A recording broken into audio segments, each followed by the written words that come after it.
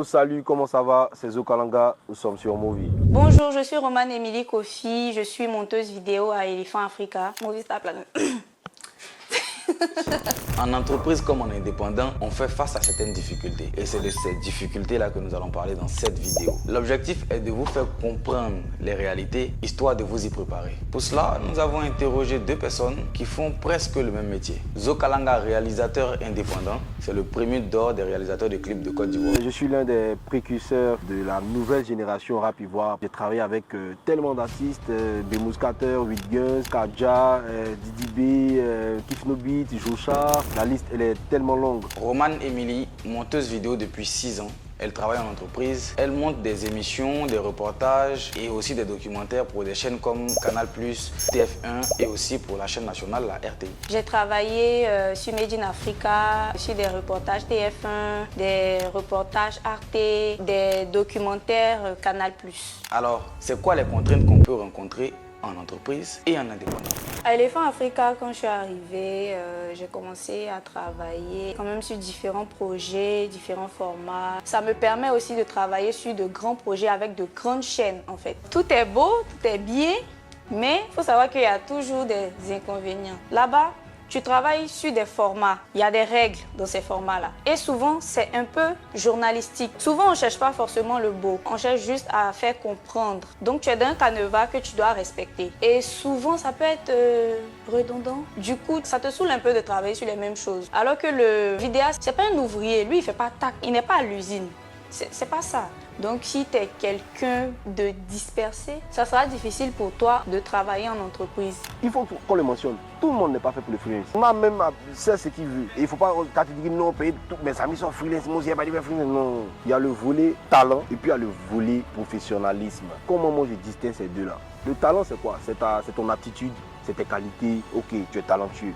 Mais tu peux être talentueux et manquer de professionnalisme. Le professionnalisme, c'est des trucs souvent qui se jouent sur les détails. Je dis par exemple, être présentable, se constituer en entreprise, même apprendre à envoyer des mails, c'est très important. Il y a une certaine manière de mettre certaines personnes en copie et non d'autres. Tout ça, c'est des manières. Les factures, tout ça. C'est mieux d'être très professionnel et avoir un petit talent que être talentueux et puis pas professionnel du tout.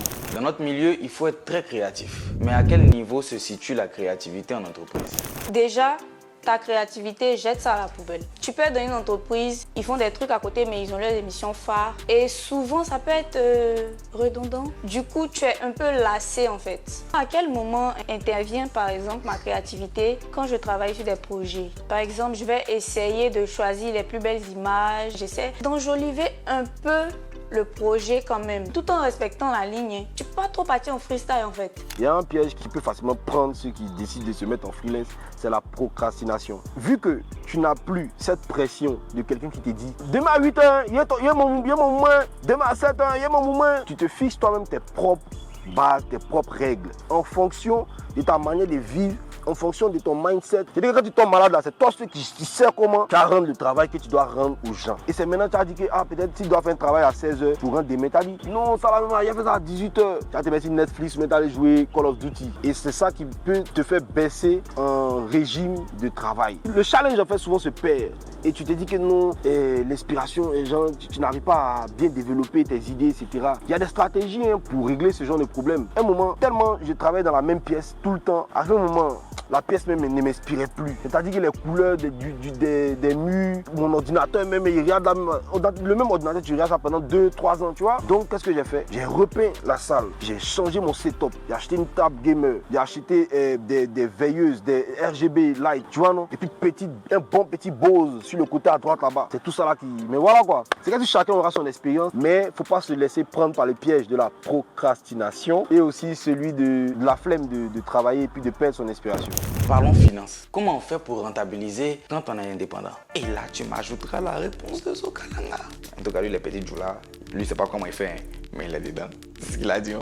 La différence en étant en boîte et en étant en freelance, c'est qu'en boîte, tu touches un salaire mensuel. Si tu n'as pas Gombo, et dans l'entreprise, tu dois créer ta science. Tu vois, non? Si tu n'as pas pu créer Gombo, c'est le salaire fixe que tu touches. En freelance, tu es livré à toi-même. C'est-à-dire que tu es comme Moïse devant la mer avec son bâton qui doit ouvrir la mer.